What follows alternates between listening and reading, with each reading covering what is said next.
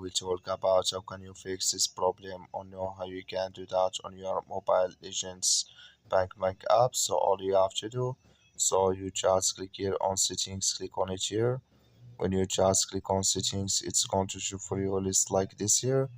So then you go down, just keep going down, click here on apps, come to apps this here, and there you're looking for Mobile Legends bank app, or just click on search, then here add Mobile Legends here bank app is going to show for you like this. Click on it, then it's going to take you to this list. Click on force stop, then you click on OK.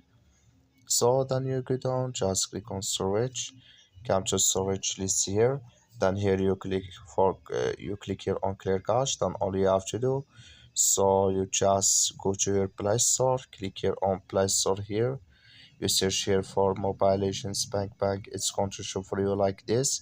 You will find here update, click on it, and it's going to work with you. That's all you have to do. Thank you for watching. Don't forget to support us by like and subscribe.